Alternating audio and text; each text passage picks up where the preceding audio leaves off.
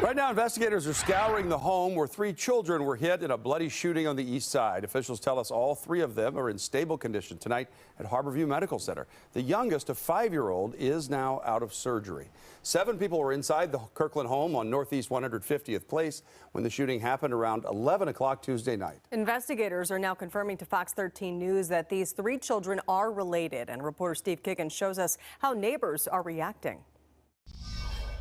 Shock and surprise, this really isn't the kind of crime that folks over here on the east side are really used to dealing with. According to Kirkland police, some violent crime on a dramatic decline, including reporting only 3 homicides since 2017.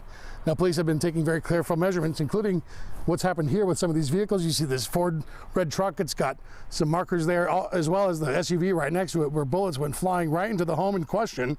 And neighbors, they're waiting to hear more information about a suspect and a motive. It just doesn't seem real, you know. I feel so bad for the family. It makes me sick. Neighbors reeling over the violence that shattered their normally peaceful development. This single-story home on Northeast 150th Place in Kingsgate, the gunman's target. Markers on the pavement show the sheer volume of bullets flying into the home. Police say in all, 7 people were inside the house at the time of the shooting. Just before 11 p.m. Tuesday night, multiple neighbors called 911 to report those shots. One neighbor told Fox 13 News he heard as many as 30 bullets ripped down the block. Unbelievable.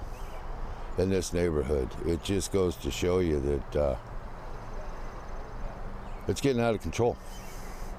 To come into this kind of a neighborhood is totally out of control.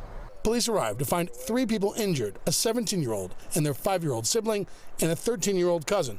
All rushed to the emergency room. Police say they're still in stable condition with their families. I've seen kids playing down the block while I've been biking back from work, and yeah, just to think it could be one of them or something. The Washington State Patrol Crime Lab detailing the evidence and scouring for clues. Even cars parked next door to the home were damaged during the gunfire. Kirkland police say the shooter attacked from outside the home and then took off in a car. Descriptions for either not yet shared by police. It's a quiet community where neighbors spent decades sharing fences. They now share the scourge of gun violence, where children are caught in the crossfire. I never expect to see anything like this. It's such a nice neighborhood, and everybody's so friendly and take good care of each other.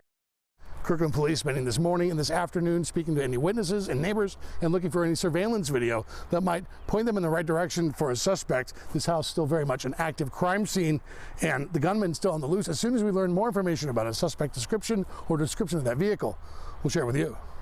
On the east side, Steve Kickens, Fox 13 News. In Mason County,